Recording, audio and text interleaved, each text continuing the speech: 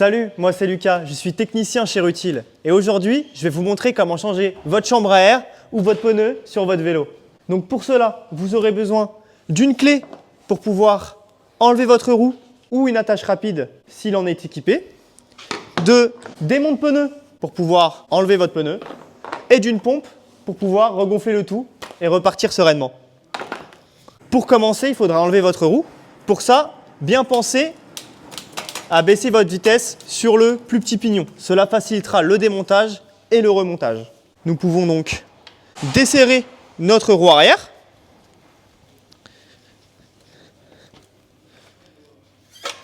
Enlever l'axe complet. Hop.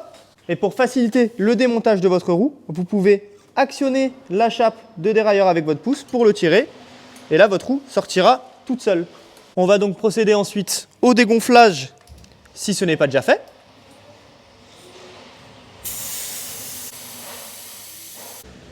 Une fois que votre pneu est bien à plat, vous allez pouvoir, avec vos pouces, venir décaler le pneu pour venir le mettre à l'intérieur de la jante. Et vous allez ensuite faire ça sur tout le tour du pneu. Il faut bien mettre les deux tringles de votre pneu au centre de la roue pour pouvoir faciliter son démontage. Les pneus seront plus ou moins difficiles en fonction de votre vélo. Souvent sur les VTT, vous pouvez avoir des pneus tubeless qui sont plus difficiles à décoller que sur un vélo classique. Une fois que votre pneu est bien centré, on va venir prendre les démontes pneus et on va toujours commencer le démontage du pneu au niveau de la valve. On va donc placer le premier démonte pneu et effectuer levier et placer le deuxième de l'autre côté de la valve. Une fois que vos deux démontes pneus sont placés, vous allez donc en enlever un pour continuer d'enlever le reste du pneu. Et on va faire ça petit à petit jusqu'à ce que le pneu soit totalement libéré. Et on pourra donc terminer à la main. Et on va donc ensuite pouvoir récupérer la chambre à air et la sortir. Si jamais vous avez seulement la chambre à air à changer, vous avez seulement à prendre la nouvelle et à la remonter. Si, dans le cas contraire, vous voulez changer votre pneu, il vous suffira de le tirer, de le pousser sur le côté. Et une fois qu'il commence un peu à sortir, une petite pression et vous enlevez votre pneu. On va donc ensuite procéder au remontage. Sur tous les pneus, vous retrouverez un sens de rotation. Il faut bien veiller à mettre le pneu dans le bon sens, ou il risquera d'avoir une usure prématurée. On va donc commencer par mettre la jante dans la première tringle. Hop. Et on va ensuite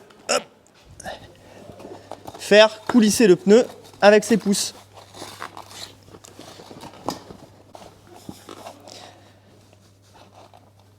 Hop là. Une fois que nous avons mis la première tringle, on va ensuite monter la chambre à air. Pour cela, il faudra retrouver à nouveau votre trou de valve, qui se situe juste ici. On va donc pouvoir le retrouver là, hop, venir mettre la chambre à air, repasser le pneu par-dessus et la rentrer à l'intérieur. Pour le dernier remontage et mettre la dernière tringle, on va commencer à l'opposé de la valve pour simplifier le remontage. On va donc venir s'accroupir ou s'asseoir et venir avec ses pouces recaler la tringle en venant petit à petit se rapprocher de la valve.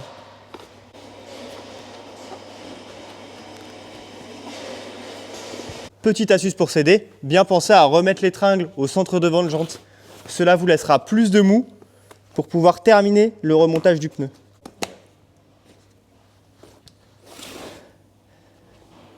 Une fois que vos deux tringles sont entièrement remises dans la jante, on va venir vérifier tout autour du pneu qu'on voit bien le fond de jante pour pas que la chambre à air se pince lors du regonflage. On fait donc le tour et on regarde bien des deux côtés. On va donc maintenant passer au regonflage. Pour le regonflage, la pression appropriée est toujours marquée sur votre pneu, comme le sens de rotation. Et un max 3 bars. Vas-y, on monte à 2 bars 5. Une fois que votre pneu est regonflé, on n'oublie pas le petit bouchon pour que ça soit joli. Et on va ensuite remonter la roue sur le vélo. Donc pour là, on va répéter le processus du début, mais à l'inverse. Donc on va tirer la chape du dérailleur, bien poser la chaîne sur le petit pignon. Et on pourra ensuite venir caler la roue. Et ensuite, revenir pour la serrer. Pour être sûr que votre disque et que votre dérailleur soient bien alignés, bien penser une fois le vélo au sol à venir desserrer et resserrer votre roue pour être sûr qu'elle soit bien alignée dans le cadre. Hop. Et voilà, vous êtes prêts à en repartir de plus belle. Pour plus de tutos, n'hésitez pas à vous abonner et à liker. Et on se voit une prochaine.